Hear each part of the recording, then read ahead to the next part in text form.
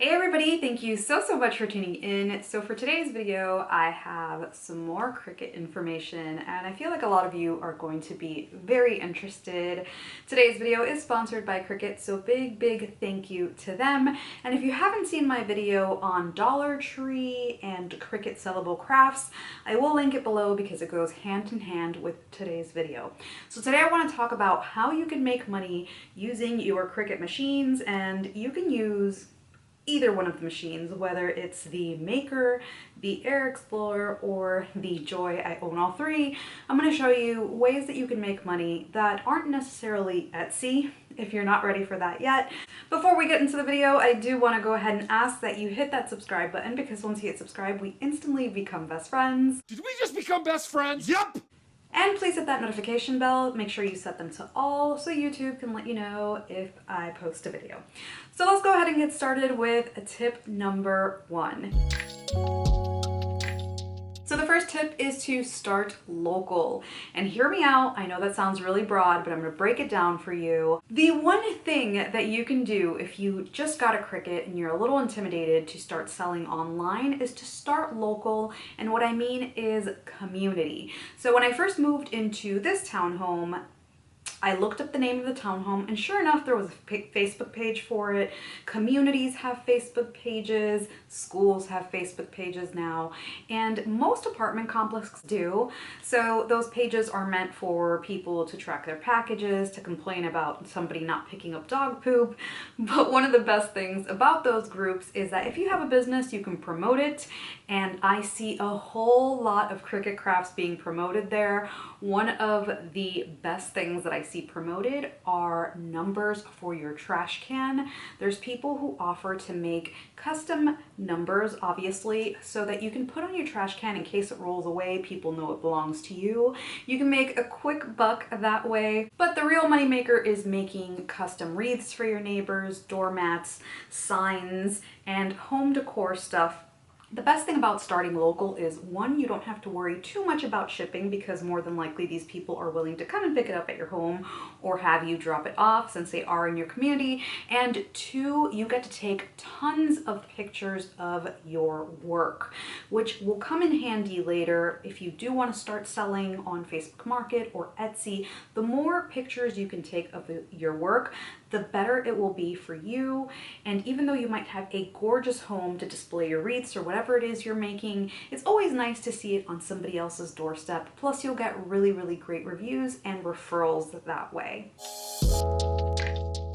Tip number 2 with the keeping it local section of this is schools. If you are a mom and you have a child in school, I know you know a ton of people who use their Cricuts, either one of these machines, to make custom everything for schools.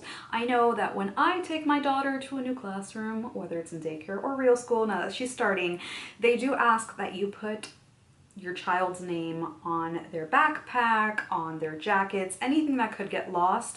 So you can actually offer that, just casually mention that you're willing to make iron-on or permanent vinyl, which, by the way, you can make that using any of these machines. And what happens with that is, even though a lot of people do have Cricut, people do pay for convenience. So you can either offer to just sell the sheets with their child's name where they can just iron it on, or you can offer the full service of ironing it on yourself. And for that, you can use any of these 3 machines, or you can use the Cricut EasyPress. It's up to you. And again, another opportunity to have people refer you and give you great reviews. So the positive about going this route is that I guarantee that once you offer that service, that same person is going to think of you come Valentine's Day, Christmas, any other holiday that they celebrate in school, to ask if you do anything else that's custom, even teacher gifts. So definitely look into your classroom to see if anybody's interested in your services using your Cricut machine. Number 3 in the keeping it local, and this one is genius.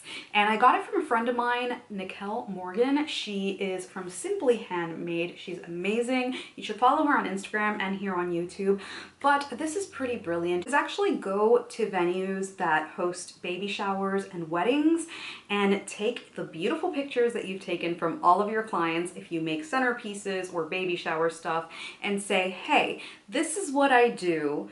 Is there any way that we can partner up to where when you get a new client, you can offer my services and we can go half or whatever that is? If you can partner up with a banquet hall, then you have somewhat of a steady flow because a lot of people do want custom things like party favors and stuff. But if that doesn't work and the venue is not interested, that's okay. Don't feel defeated. You can always ask permission to take pictures of your products in their venue in exchange for the picture rights. So you would give them the rights to your picture so they can post on your social media, and you would have these beautiful staged photos at a professional venue. So you win either way because part of making money with your Cricut crafts is taking gorgeous photos so that they stand out wherever you choose to list them. It's kind of keeping it local, but also going online is Facebook Market. So when Facebook Market first started, it was kind of like the Craigslist of Facebook, and it was just strictly like your area and people would come and pick up your goods.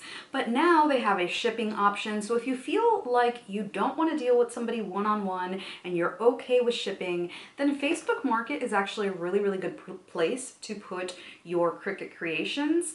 You can put anything from tumblers to centerpieces to very niche-oriented things, because there's a search engine behind it. So if somebody is looking for a picture of Shemi eating a piece of toast, guess what? When they search that up, your product is gonna come up. So Facebook Market, definitely look into it if you're not ready for Etsy, because they do have an option now where you can ship, and it does cost money, but you can promote on Facebook Market again. So now going into taking it online, before we get into the big Etsy, one tip that I have is to show your behind the scenes of making your Cricut creations on your social media. Create a page, like an Instagram page, for your social media if you plan on opening a little business. Like let's say you want to name it Carrie's Cricut Creations. Make sure that that name is not already taken on Facebook, Instagram, emails, all that jazz, and then open your accounts and start posting like crazy. Unless you're making something that is super hush hush that you don't want anybody to see how you do it, I hope that you will post behind the scenes to get people excited about what you're making. There are tons of people that have gone viral posting their behind the scenes on TikTok, and it has skyrocketed their sales. So do consider posting your product not as like a please support small businesses because people hate begging, but definitely in like a this is what I do, this is kind of how I do it, this is a behind the scenes, a day in the life of a craft seller, and people will definitely watch. And then of course the big one is Etsy and Shopify. If you feel like you want to skip all of that other stuff and you don't want to deal with people face to face ever, I feel you. I feel you. So Etsy and Shopify, and of course starting your own website is the way to go, but I do recommend that you up your photography game, and whatever you're making, whether it's a tumbler or a custom shirt, make sure that you are taking the best pictures that you possibly can, because you can make anything using your Cricut, and I mean anything. But what's really going to make you stand out is how you present it and the pictures you take. Now let's talk pricing your Cricut crafts. I know that a lot of people are super confused when it comes to pricing anything that is homemade, and don't worry, I am too, but there are so many resources that can help you figure out a nice number. So if you go on Pinterest, if you go on Google and you search up craft calculator, there's going to be a ton of sites that come up where you can plug your numbers in and it'll give you the amount that you should be charging. What it looks for is how much you spent on materials, how many things you can make with the materials that you bought, how many hours it takes you to create this craft, what you would like to be paid, and then it comes up with a number that you should charge. Now it's up to you if you want to go with that number, if you want to up it or lower it. You can also go on sites like Etsy and look up similar items. If those seem a little too high, remember that sites like Etsy do charge a fee. Pricing your Cricut crafts are so much easier now that there's resources online, so make sure that you look those up. So after watching this video, if you are feeling like you are ready to start making stuff for sale, but you still don't know what to make, please be sure to check out my dollar store Cricut crafts video. Remember, sometimes dollar store isn't always cheaper, sometimes it's cheaper to buy bulk and then customize, but if you want some ideas, definitely watch that video. Thank you so much for watching today's video. If you found any value, please be sure to give me a thumbs up, hit that subscribe button, and as usual, thank you so much for watching. I appreciate you so much, and I will hopefully see you on the next one.